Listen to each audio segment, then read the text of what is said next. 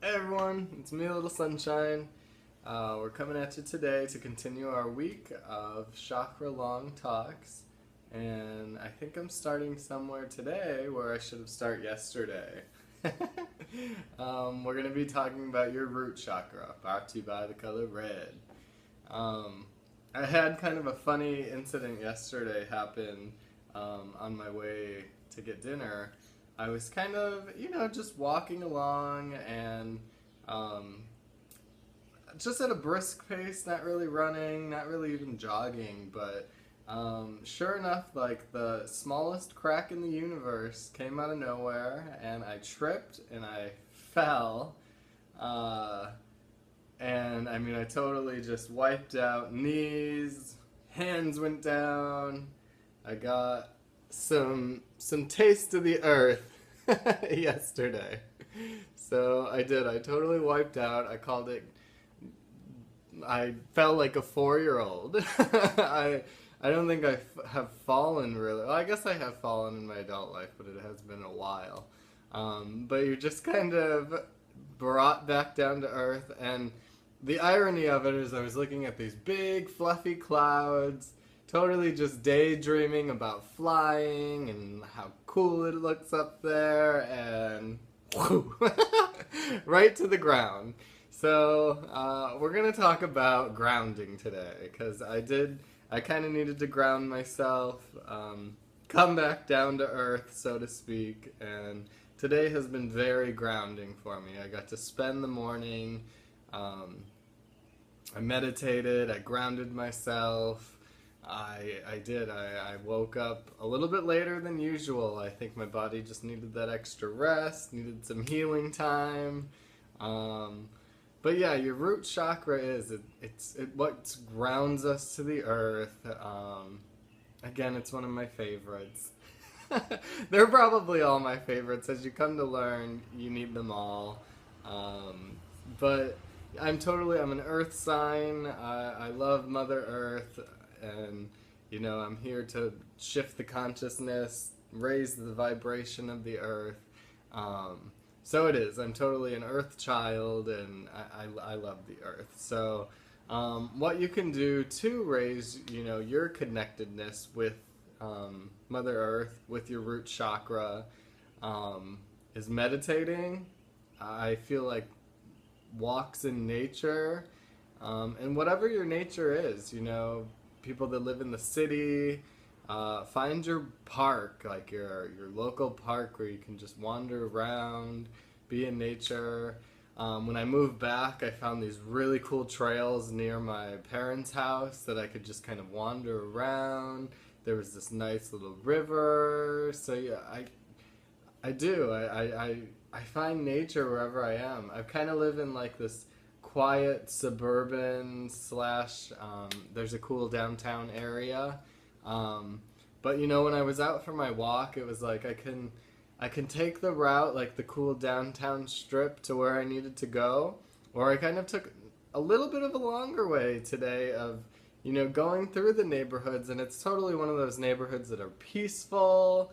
The birds are chirping, the squirrels are running around, and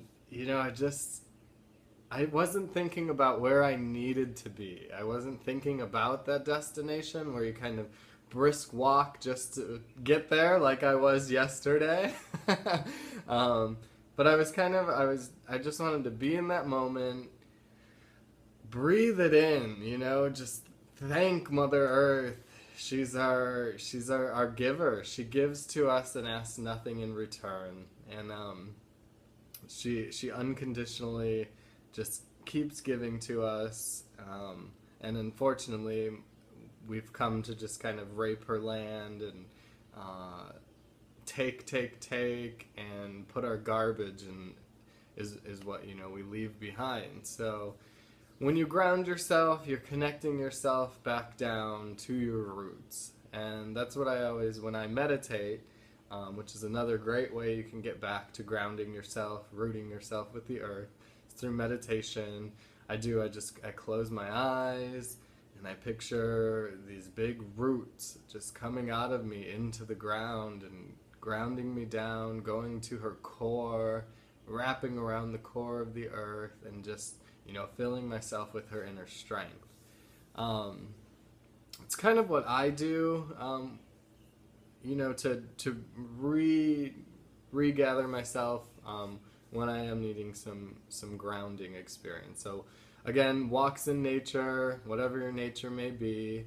If you're by water, great. Go stick your feet in the water, take your shoes off, and walk in the grass, walk in the dirt, walk where you can really connect to Mother Earth. And there's great healing properties documented just through doing this, through really attaching to the ground and taking those shoes off. Take them off when you can, and really regroup with her. So other than that, on the psychological side of it, I always like to delve into what's going on when you're not grounded, when you're not specifically attached to your roots, when you're either, again, there's two sides of the spectrum. So we'll start with when you're underactive. You're feeling disconnected from the world around you. You're not feeling really supported. You're disorganized even. I've been, again, both sides of the spectrum when it comes to being off with this chakra, and I think we all have. But when you're underactive in your root chakra, you have tendencies to be more anxious. You're just afraid, I guess is the word that I'm looking for. You're fearful of the future. So that is something that I've dealt with, where you're nervous about what the outcome of something is going to be, where the path ahead is going to take you. And all we can do is really shift into the now, not worry about the past, not be scared of the future, but come back to your center, come back to the now. And then again, on the opposite side of the spectrum, we have the overactive root chakra, where you do see in people, it can be the anger. It's the color red, we see red. We're mad at the world around us. We're upset about our lives, our jobs, our relationships. It can really, get to us. And before you know it, you are seeing red like the bull, and you just want to charge. And rage. I've dealt with issues of rage in the past, even with clients who they're filled with this, we can control our anger, but rage can control us sort of mentality, I've heard it said, which I really like. Rage is just when you're blinded by so much built up anger and living on that other side of your root chakra. And I think, again, in the world around us, we kind of see it greedy, the greedy mentalities, the having to get one up on the other. And when we come back to our balance, we come back to feeling supported by the world, feeling supported by our relationships. We're comfortable in our own skin, and that's where we need to be. We need to know that we are supported, that we're all here together. There doesn't always have to be the winner and the loser. We can all win together. And I know it sounds really hippie-y to just think that, oh yeah, we can all win together. Woohoo, everyone gets a ribbon and la la la. But it's true. You don't have to have the mentality that I always have to be the best. I gotta do this. I gotta do this and move on to the next thing. It's about knowing that we can all win together. And that's, how I learned, again, being on opposite sides of the spectrum, I've learned that you can run a very successful business by being right in the middle, by being middle grounded. Because, I've seen the two other sides, and there are the aggressive competitors of the world that will lie, cheat, and steal to get ahead. And there's the opposite side of, just not feeling supported, and depression it can lead to. So we want to be right in the middle. So again, at the end of this, I do a meditation at the end of the week, I think, just to kind of wrap up all the chakras, since we now have our solar plexus, our yellow taken care of, our red today, we're grounding today, which I usually start the week off with, wearing red, eating red foods, and I didn't yesterday. I was inspired by my fish and all that. and as a result, the earth pulled me out of the clouds. But it was just something fun to laugh with and to grow with. I pulled up too, because I like knowing, again, I'll just share with you the organs that it's kind of governed with, to leave you with. The large intestine, the immune system. I wanted to give you the physical symptoms of the imbalance, which weight loss, weight gain on the opposite side, underactive sex drive, poor immune system, so people that are getting sick, depression's on here, laziness, irritable bowel syndrome.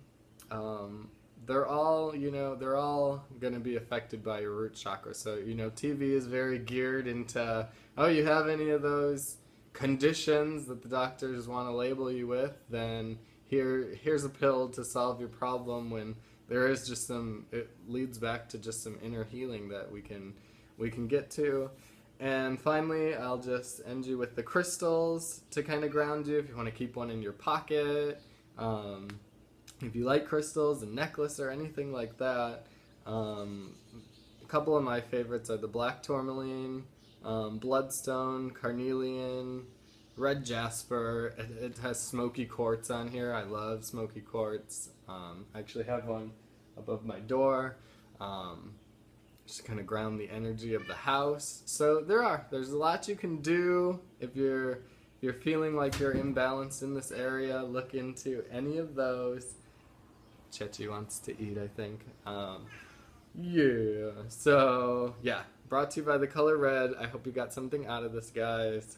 Light a red candle to connect with.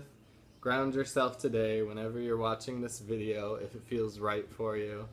Watch them in order if you want, but I'll see what's inspiring us tomorrow. But I'm thinking we're gonna go with orange. Move up from the root. So have a great week. I'll see you for the rest of the chakra long week challenge. See you later.